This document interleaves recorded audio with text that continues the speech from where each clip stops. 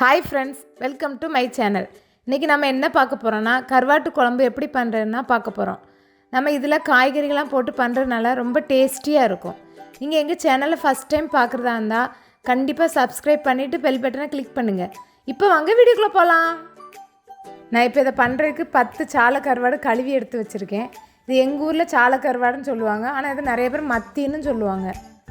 இப்போ அடுப்புல ஒரு பாத்திரத்தை வச்சுக்கங்க. அதில் 2 டேபிள் ஸ்பூன் நல்லெண்ணெய் சேர்த்துக்கங்க. நல்லெண்ணெய் சேர்த்திங்கன்னா தான் குழம்பு நல்லா டேஸ்ட்டாக இருக்கும். இப்போ எண்ணெய் காஞ்சதும் 1/4 டீஸ்பூன் கடுகு, 1/4 டீஸ்பூன் உளுந்து, 1/4 டீஸ்பூன் வெந்தயம், கருவேப்பிலை சேர்த்துக்கங்க. இப்போ இதெல்லாம் பொரிஞ்சு வந்ததும் 10 பல் பூண்டு சேர்த்துக்கங்க. 10 சின்ன வெங்காயத்தை கட் பண்ணி சேர்த்துக்கங்க. இப்போ இது நல்லா பொன்னிறமாகிற வரைக்கும் வதக்கிக்கங்க. வெங்காயம் வதங்கினதும் ஒரு பெரிய சைஸ் தக்காளியை கட் பண்ணி சேர்த்துக்கங்க.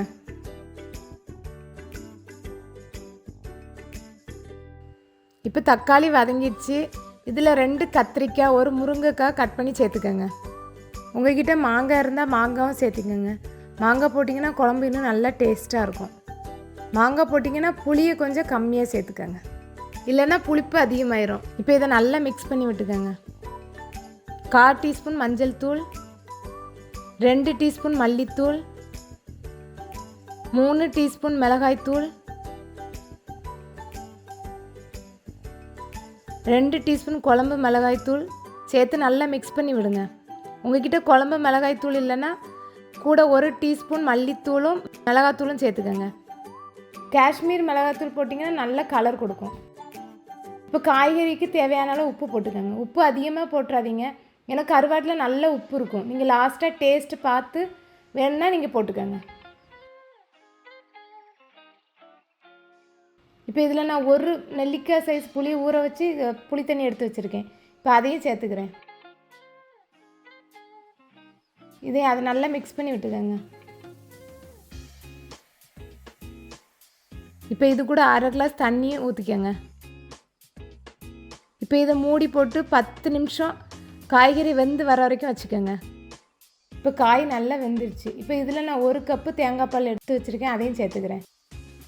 உங்களுக்கு தேங்காய் பால் வேண்டான்னா நீங்கள் இந்த ஸ்டேஜில் கருவாடு சேர்த்துட்டு ஒரு 10 நிமிஷம் லோ ஃப்ளேமில் வச்சுட்டு ஆஃப் பண்ணிடுங்க, அது கரெக்டாக இருக்கும். இப்போ 2 பச்சை மிளகாய் கீரி சேர்த்துக்கிறேன். பச்சை மிளகாய் போட்டிங்கன்னா அது ஒரு ஃப்ளேவர் கொடுக்கும். இப்போ நான் கருவாடு சேர்த்துக்கிறேன். இப்போ இதை எல்லாம் நல்லா மிக்ஸ் பண்ணி விட்டு ஒரு 15 நிமிஷம் லோ ஃப்ளேமில் மூடி போட்டு வச்சுருங்க. அந்த மசாலா கருவாடு எல்லாம் சேர்ந்து வர வரைக்கும் வச்சுக்கோங்க. பார்த்திங்களா, நல்லா வெந்துருச்சு. ரொம்ப கிளறாதீங்க, கருவாடு உடஞ்சிரும். லைட்டாக மிக்ஸ் பண்ணி விடுங்க. வாவ், சூப்பராக கருவாட்டு குழம்பு ரெடி ஆயிடுச்சு. நீங்கள் இது சோறோடு வச்சு சாப்பிடும்போது அவ்வளோ டேஸ்ட்டாக இருக்கும். கருவாட்டு குழம்பு யாரெல்லாம் பிடிக்குன்னு சொல்லிட்டு கீழே கமெண்ட் பண்ணுங்கள். ஏன்னா எனக்கு கருவாட்டு குழம்புனா ரொம்ப பிடிக்கும். கண்டிப்பாக இதை நீங்கள் ட்ரை பண்ணி பாருங்கள், அவ்வளோ சூப்பராக இருக்கும். இந்த ரெசிபி உங்களுக்கு பிடிச்சிருந்தா லைக் பண்ணுங்கள், ஷேர் பண்ணுங்கள், கமெண்ட் பண்ணுங்கள், சப்ஸ்கிரைப் பண்ணுங்கள். மறக்காமல் அந்த பெல் பட்டனை கிளிக் பண்ணுங்கள். தேங்க்யூ.